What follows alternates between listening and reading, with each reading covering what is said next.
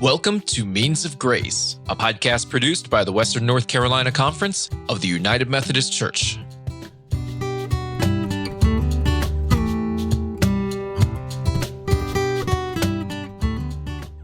On this week's episode, I interview Reverend Peter Constantian. Peter is a clergy member of our conference, serving a 2-point charge in the Smoky Mountain District, Long's United Methodist Church and Crusoe United Methodist Church. Peter and I had the privilege to journey together to Armenia in October 2022 and visit and learn from our conference's long-term mission partner, Project AGAPE.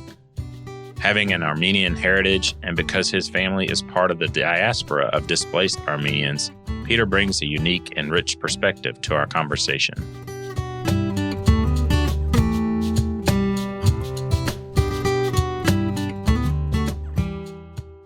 All right, welcome back, Peter. At some point along the way, I learned that you had Armenian heritage, and of course, United Methodist Church in Western North Carolina and North Carolina have, our two conferences have had a long-term partnership in Armenia through an organization called Project AGAPE. Next year will be 30 years. So I finally had the opportunity to go there. I had a couple of trips that were postponed due to the pandemic, and I invited you along, and we got back just a short while ago in October, and I had a wonderful experience. So I'd love for you to share a little bit about that, and maybe if you can give us some historical perspective of Armenia throughout the world and the ancient history of that. Absolutely. Well, a little bit about my personal story first. I am half Armenian. My dad is 100% Armenian. My mom, who I grew up with in southeast Minnesota and Iowa, is from Iowa and has German and English heritage.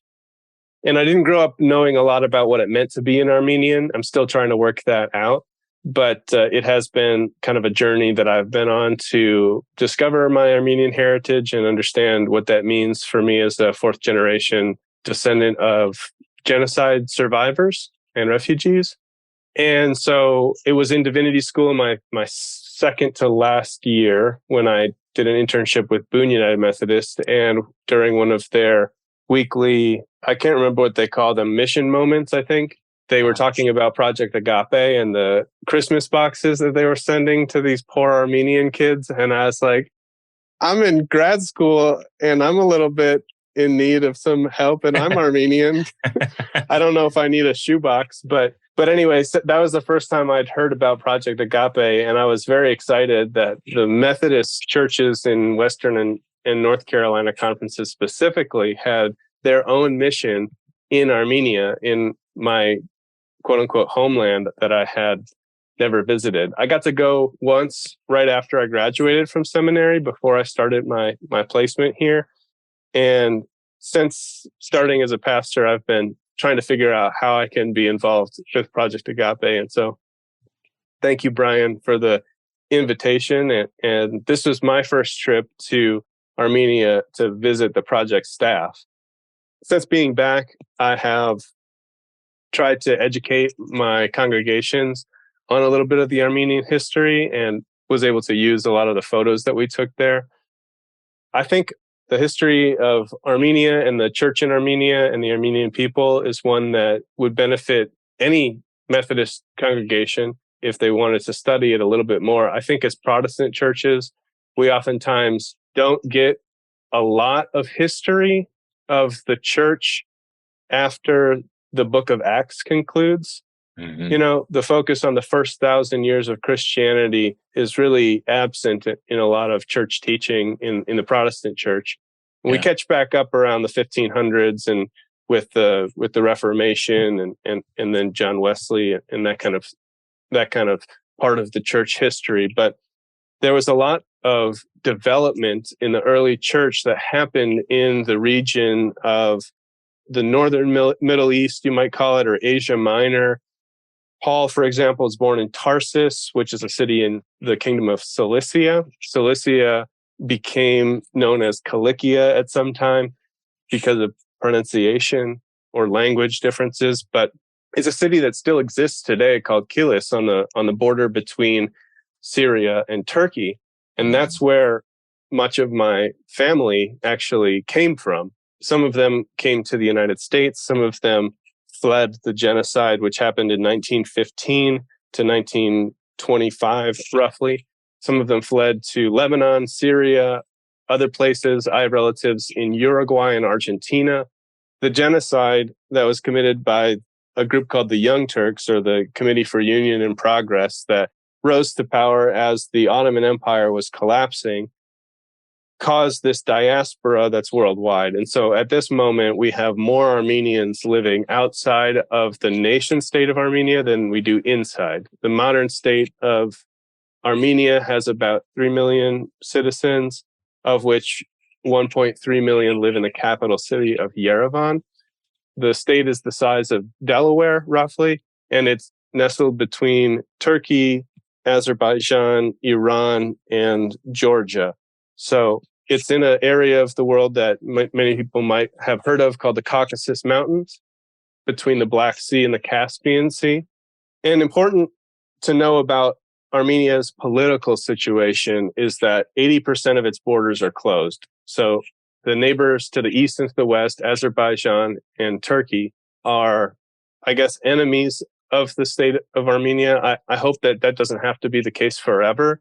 But due to the history of the genocide, which happened in modern-day Turkey for the most part, and due to the ethnic conflict between Azerbaijan, which is an ethnically Turkish group of people, and Armenia, there's just not really any way that many people can see for those conflicts to resolve. And so their major trading partners then are Iran to the south and Georgia to the north, which is where they have access to other countries via the ports on the Black Sea and into Russia.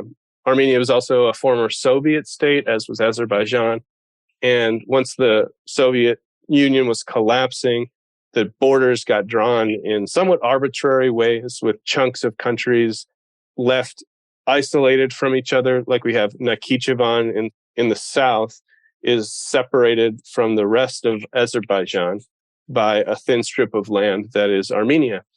And then on the other side, on the Azeri side, there is this whole area of land that is historically Armenian called Artsakh, that the Russians called Nagorno-Karabakh, which means a black mountainous area, that was given to Azerbaijan. And so after the collapse of the Soviet Empire, Armenian military went in and just retook that land, annexed it, and said, this is ancient Armenian land.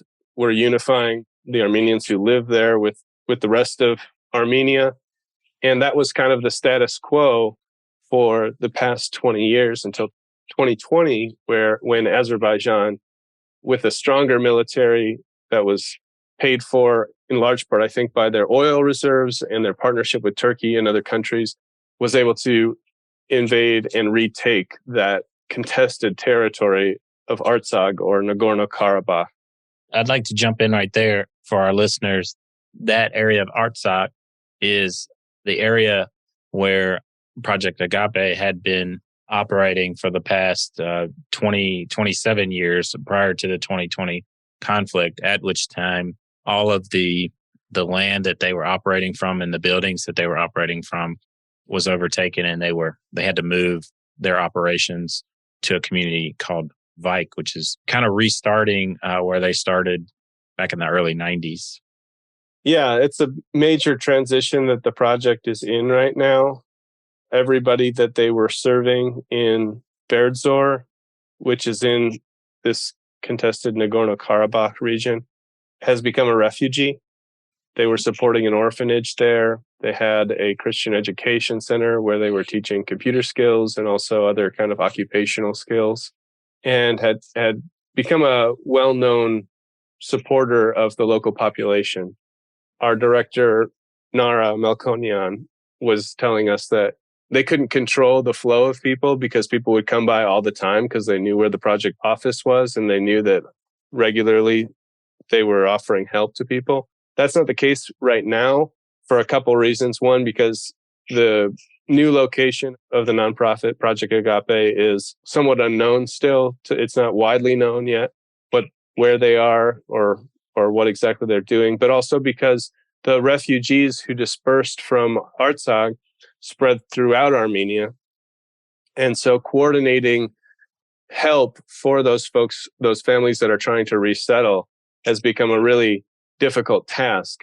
Nora Malkonian is making phone calls to some 5,000 families that she's in touch with who are scattered all over Armenia. And it's mostly a matter of trying to help families when they can get transported to the headquarters now. And just coordinating all of that has been the major work of the past 2 years, trying to support these refugees as they start new lives. Yeah. One of the things I walked away from the trip was just thinking how complex the history of Armenians are, not just the country of Armenia, but the people of Armenia, and also the ancientness or the, Armenians descending from Noah. Could you share a little bit about that and the biblical kind of tie in to Armenians? Because I think it, you'd mentioned about that period of the early church, and really it's just an ancient history of Christianity and ancient people of God. I mean, it was just dripping kind of with the essence of the Bible. Yeah. So Armenian, the word Armenian, I think is I'm not sure exactly what the origins are. I believe it's a French word, but Armenians call their own country and their own people Hayastan or Hai. And Hai, I think it's Hay or Hye, you could spell it in English, was the grandson of Noah by Japheth. So Noah had 3 sons, Japheth, Shem, and Ham. And Japheth, I think, was the oldest. And apparently he had his own children who are not written about in scripture I'm familiar with, but Armenians believe that one of his sons, Hai, became sort of the father of the Armenian people. If we want to go back even further, the Garden of Eden was said to have 4 rivers flowing out of it. And we are familiar with the Tigris and the Euphrates. And there are 2 other rivers that flow out of it, or were said to have flown out of it, which I think one of them is the Araxes River. And so if you were to locate these on a map, they would be in historic Armenia. And of course, Armenians would love that. They would say, Of course, the Garden of Eden was in Armenia. I don't know how confident I feel claiming that the Garden of Eden was in Armenia, but certainly Mount Ararat was in the kingdom of Ararat, which is the Armenian kingdom. So Mount Ararat, where Noah's boat landed after the flood, is a predominant feature in the landscape of Armenia. It's technically across the border in Turkey right now, but it is really a national symbol. It's visible clearly on a clear day from the capital city of Yerevan. And so it is this symbol by which Armenians remember who they are and how they fit into the story of God. If we look at other connections to the ancient roots of the people and the faith of Christianity, we were able to visit on our way to Vaik a monastery called Khorvirap, which is very close to the Turkish border and close to Mount Ararat. And this is the place where St. Gregory the Illuminator, who's the patron saint of Armenia, was held in captivity for 12 years in a pit. The pit is still there, and we were able to go down inside it. You remember? Yeah. And I think I commented I couldn't stay in there 12 minutes, much less 12 years, which is what was said to be captured there. Yeah. And I mean, the air was very heavy. It's claustrophobic. There's only one way in or out through this narrow ladder, welded metal ladder. So you can get trapped down there if a group of Russian tourists come in right after you. And that's what happened to our friend Paul. So he had a good time of meditation down there in the pit. But the story goes, the legend goes that Gregory was imprisoned there because of his work proselytizing Christianity in Armenia during the pagan kingship of Turdat III. And persecution of Christians was common in the region. You may even say it was fashionable. It seemed like all of the Mediterranean pagan rulers were doing it. And King Turdat was no different. He was so violent and hateful of the Christians that the legend says that his head became that of a boar. He took on this visage of the boar, and that's depicted in these ancient images. His sister apparently had a dream that he could be cured of his madness, his boorishness, by releasing Gregory, the illuminator, or Gregory from the pit. So he did that, and Gregory was able to pray over him and to heal him. And in return for that favor, King Turdat, after his conversion experience, decided that the entire nation should become a Christian nation. Shortly afterwards, Gregory was ordained as a bishop, the first bishop of Armenia. And I found out later that he was actually ordained by the Cappadocian bishops, which some scholars of Christian history will note. These are famous and important people in the development of the church orthodoxy and the struggle against heresy. So people like Saint Basil the Great, Saint Gregory Nazianzen, and Saint Gregory of Nyssa. And they ordained Saint Gregory the Illuminator as the first bishop of Armenia. So the Cappadocians were ordained themselves by disciples who were ordained by the apostles, who were ordained by Christ, and Gregory was ordained by the Cappadocians. And the current ecclesial leader of Armenia is the person named Karakin IV, who is also called he's called the Supreme Patriarch and Catholicos of all Armenians. Mm-hmm. It's their way of saying, I guess, Archbishop, or he's equivalent of kind of a pope, although they don't have a pope in the Armenian or Apostolic Church. And the current Catholicos is the 136th successor to St. Gregory the Illuminator. They have this unbroken chain of bishops being ordained all throughout history to the point where they are now, that ties all the way back to Christ. And so that's something that the Armenian Church really prides itself in. It's part of their heritage. Yeah, and Armenia, one of their claims to fame was the first Christian nation, dating back to 301 AD. That's right. 301 AD is approximately when Gregory was released and healed King Turdat, and it's the first national Christian church, right? So as opposed to other Christian conversions that were happening earlier, this is where they said our whole nation, which in that time meant ethnicity. The Greek word for nation is ethnos. So our whole people will be a Christian people. Armenian Apostolic Church, the apostles Bartholomew and Thaddeus were noted to have brought Christianity. And we got to see the church where they visited, where they stayed, where they brought the spear. The tip of the spear that apparently pierced the side of Christ was a relic that they brought with them as they were preaching the gospel. So a really strong connection to the early church and to the apostles themselves in Armenia, and something that, always gives me pause to think about just how ancient the church is there. I mean, we visited churches that date from the 8th and 9th century, or that are built on the foundations of churches that were built in the 3rd century. I mean, that's like 3, 4, and 5 times as old as our country. Yeah, so. Yeah. I mean, I was not anticipating that. I mean, I knew a little bit of the history before going, but I have had the opportunity to go to Jerusalem and see some of the holy sites there, and it felt very much similar, right? Mm-hmm. I mean, that we just don't have that ancient connection to Christianity like is Armenia, which was really surprising and inspiring. And, we have talked about a little bit about the possibility of what a pilgrimage might look like, along with some, hands-on work with Project AGAPE. Yeah, I would love to see that, because the reality is that we do have those ancient roots just as much as the Armenians do.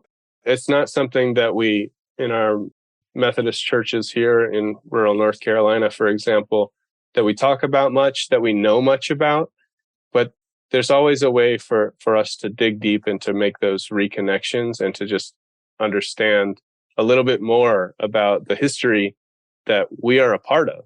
We are grafted in, according to Scripture, into this vine that is Israel.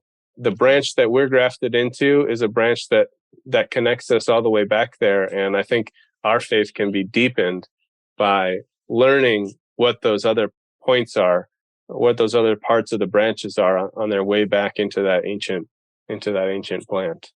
Yeah, that's well said, Peter. I definitely felt that grafting in a sense, even though I don't have Armenian heritage. It felt as though, we're part of a larger family, an ancient family, one that is bigger than us. Definitely. Armenia preserved Christianity even while it was being conquered by empire after empire after empire over the years. And the marks of those conquerings are apparent on the landscape and on the people. They carry with them this, I think it's safe to say, sort of an existential fear, which was hard to grapple with. But for modern Armenians who have survived the Soviet Union and its collapse and wars with Azerbaijan over the years, in a country that's the size of Delaware, with 80% of its borders closed because of animosity with their neighbors, there's really a sense that it wouldn't take much for this country to just be completely wiped off the map. Yeah. And every time there's another missile strike from Azerbaijan, whether it's inside the internationally recognized borders, as happened in September of this year, or not, there's this sense of, will we be able to survive? Will we be able to protect ourselves? It's an open question. Yet there is resiliency too, through history and through present time as well. You mentioned the border skirmish. It was more than that, really, of September of this year. And really us visiting some sites that were militarized and an active, protection, war zone even, yet life goes on. And Nara, she mentioned about the kind of the community trauma and, the nation trauma that they're experiencing and how, I really think Project Agape has stepped in and played an important role for some people, at least, experiencing some of that. Yeah, definitely. I was interested to see on this trip, what's the direction that Project Agape is going to go in now that they have been pushed out of Berdzor along with everyone else. I really see them returning to their roots in a way. Their plans seem to include building this vocational training school or development center, and maybe redesigning what kind of courses they offer in that to help refugees, but also just the local folks in Bike build skills that will help them become successful in whatever career that they think that they would like to serve in. Right now, they have a small shack that we saw that is all that they have of a vocational training center at this point. It's like a one-room building with a tin roof and a bathroom. But that's where Christine is offering cosmetology classes, nail salon instruction, and teaching how to cut hair for men and women. And I think they said something like 8 students have already gone through and gotten their licensure through that program and gotten the supplies that they need, and many of them have gone on to start businesses. Some in other countries. There's a gentleman who trained as a barber there who's now working in Russia. There's a woman who was finishing her certification to do manicures, who had already gone through the course to learn hairstyling. And she has her own small business in a neighboring city, and she's hoping to grow that by offering more services. And that's just the start of what they hope to do. Once they get some more space and build a new vocational training center, I think they'll be doing some really good work. I was really impressed because Christina, who you mentioned is leading this program, was a product of the Christian Education Center of Project Agape, and now she's returned and providing leadership in this role. I think that's probably the next big step right now. Project Agape is they're renovating a building to house teams and, a kitchen area and a garage that they can work on their vehicles. But this small kind of development center, the hopes is over the next couple of years to buy some property and to build a larger building for that job development or vocational development, as well as tying in probably some of that Christian education, hopefully with the local church there. I've been trying to educate my congregations about Project Agape, and I was really taken aback that their operating costs are very modest. I think they have an annual budget of $120,000, which sounds like a lot for you or me, but because we have so many churches in the Eastern and the Western North Carolina Conference, I don't think it's unreasonable for us to imagine, fully supporting those churches with individual donations or with donations from churches. My churches donate $100 a year to several nonprofits in Haywood County and in other places. And even for my small rural churches to give $100 a year is not an issue. It's actually something that they are grateful to do, happy to do.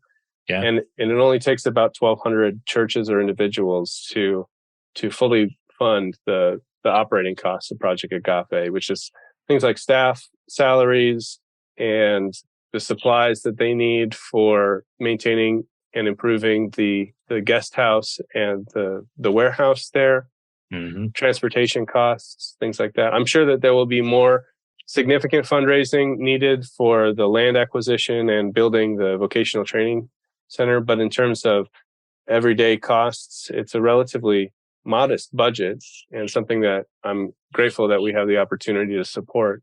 Yeah, I think too that, as you said, a church could give $100 and they could really be part of a global mission, a global ministry.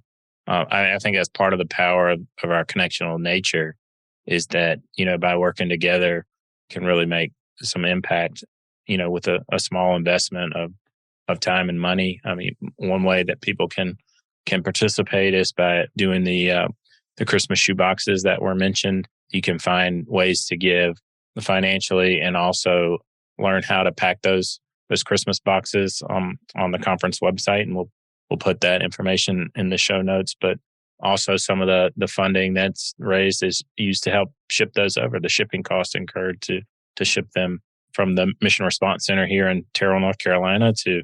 Well, Peter, if there's is there anything you'd like to share and close with today? I appreciate your time, and hopefully we can engage further and engage more people to go to Armenia in the future, and would love to talk to you about that. Yeah, I just want to say that the response from my church has been really positive. People are wondering, how can we be a part of the shoebox packing? They hadn't heard of that before. So I need to do some work to figure out what churches in my area are doing that so we can join in that work. And honestly, I've been surprised. Some people said, can I come to Armenia? Can I go with you? Do they need help with this or that? And so there's definitely interest in being part of mission teams. And so I'll be interested to see how those get planned and how I can invite my locals into that work. Yeah, so stay tuned. We'll certainly have opportunities to take teams to Armenia in the future and further engage with Project AGAPE and their work there. Peter, thanks so much for your time, and I appreciate your heart and your teaching and for me about Armenia and connecting those dots for our people here. My pleasure. It was a great trip, and I was glad to go. And thanks for inviting me to talk with you today. All right, Peter. Take care. Peace.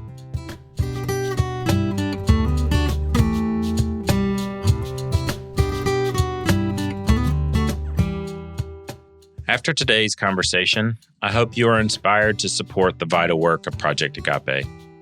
For instructions on how to pack a Christmas shoebox or to make a financial contribution to Project AGAPE, visit the website listed in the show notes.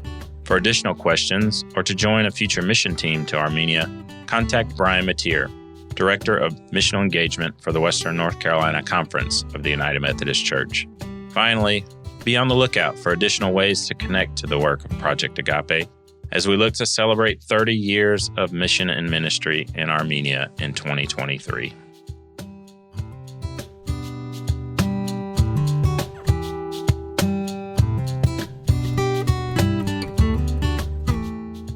Thank you for listening to Means of Grace, a podcast produced by the Western North Carolina Conference of the United Methodist Church.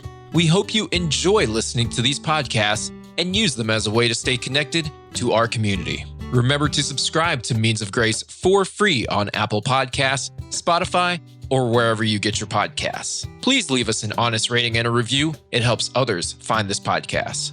Follow the WNCC on Facebook, Instagram, and Twitter at WNCCUMC. Once again, that's at WNCCUMC. Means of Grace is produced by the Western North Carolina Conference of the United Methodist Church and Andy Go of Gojo Studios.